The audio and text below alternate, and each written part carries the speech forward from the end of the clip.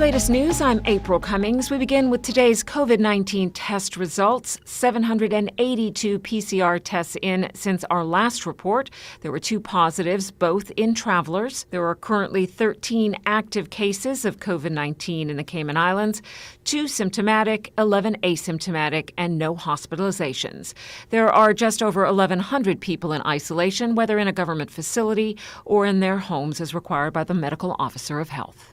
Cabinet, by way of an order in accordance with Section 13 of the National Pensions Amendment Act 2020, has now officially extended the national pension holiday until December 31st, 2021.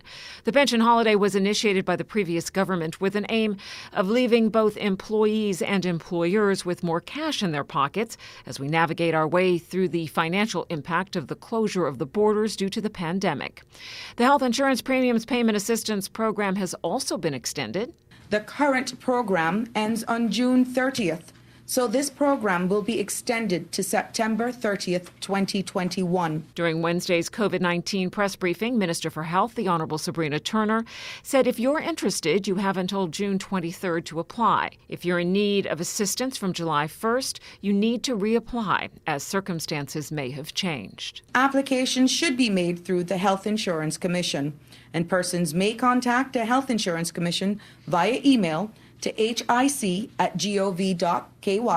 or by phone 946-2084 for additional details about the program or to obtain an application form. Minister for Tourism and Transport, the Honourable Kenneth Bryan, says the tourism workers' stipend of CI $1,500 a month will continue through October with payments at the full amount, but then will go to half that amount for November and December. Government remains cautiously optimistic that our borders will have been reopened by the end of October, which will allow the displaced workers to re-enter the workforce.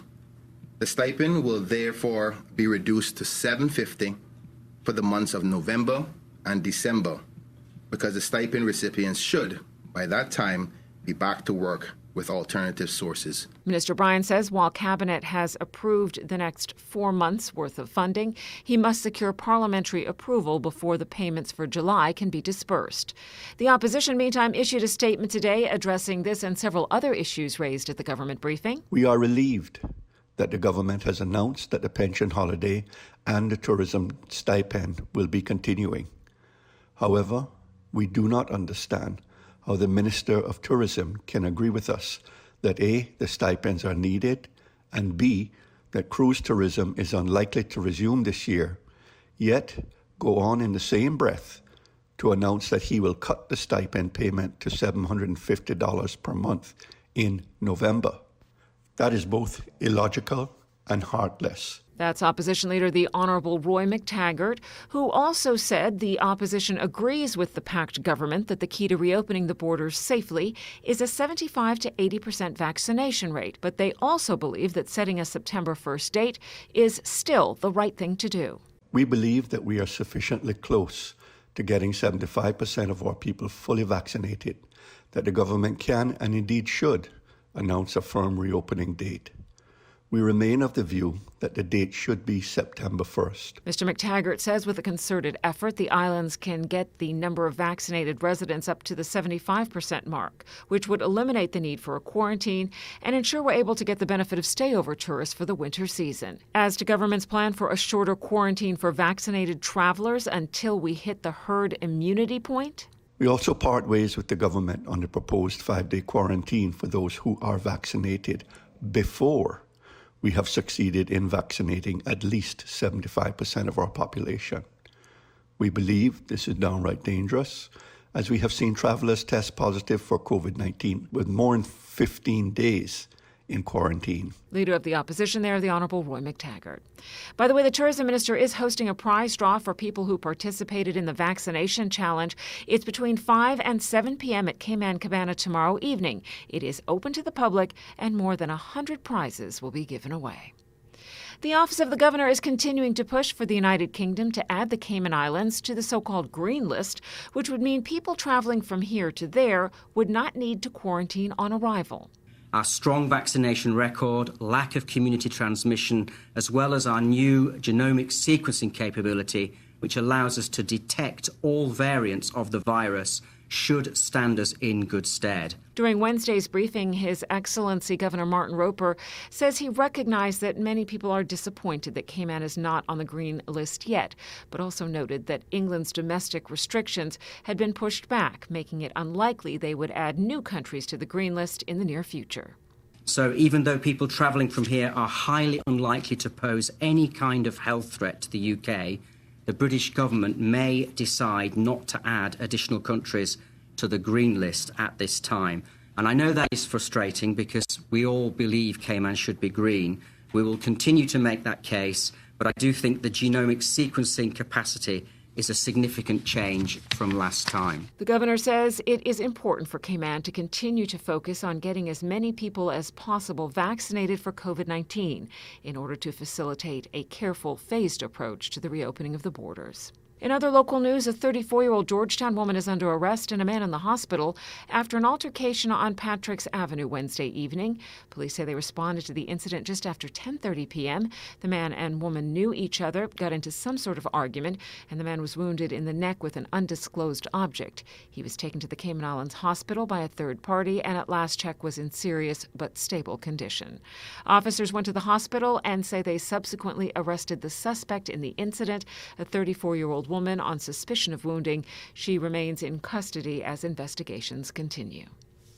A large plume of Saharan dust moving westward across the Caribbean Sea has the potential to negatively impact energy consumers of wind and solar power this week. The Caribbean Institute for Meteorology and Hydrology is predicting aerosol optical depth values exceeding 1.0 over Cayman for the next few days. AOD values as high as 1.0 have implications for electricity production and demand, including Caribbean utilities customers participating in the customer-owned renewable core and distributed energy resources DER programs. OFREG Executive Director of Energy, Greg Anderson, tells Radio Cayman that operators of solar voltaic systems are likely to see a decline in power production this week. Wind generators can also be affected, although to a lesser extent. We encourage all core and DER customers to anticipate and plan for potential generation disruption. The situation is expected to improve by the weekend. Lighthouse School today celebrating a good rating with a special assembly. Radio Cayman's Felicia Rankin-Solins was there.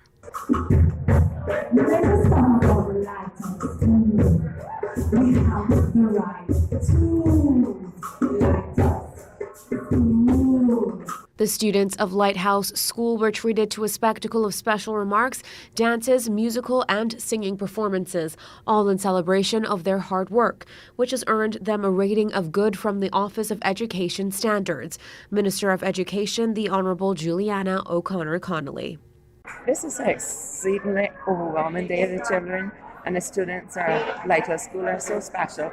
They're challenged, but their teachers and my ministry team, DS, have always worked assiduously to meet their challenges and supply the necessary resources. So it's a delightful pause in our journey to excellence to be rated good by an independent education standards group, and I'm looking forward to even better things from these young people. This marks the second time Lighthouse School has scored the good rating from the OES, the second highest after excellent. It proves that when you have faith in anyone or anything, if you stand there to support in the good times and the bad times, that there is power in words and that performance rides in commitment. And indeed, I'm extremely committed to seeing our children excel and stand and take their rightful place in this community we all love so dearly. And to top off the festivities, the students were given a special field trip. Today we thought it was important to come and celebrate with them and give them an award. So we send them off to Cayman Bay to the cinema so they can have an hour and a half to 2 hours of great fun. The OES reports were published June of this year and based on assessments in April and May of 2021. For Radio Cayman News, I'm Felicia Rankin-Solins. And be sure to look out on Shamrock Road at the gate to Lighthouse School, where they have unveiled a banner highlighting this recent achievement. That is your latest local news from Radio Cayman's newsroom. I'm April Cummings.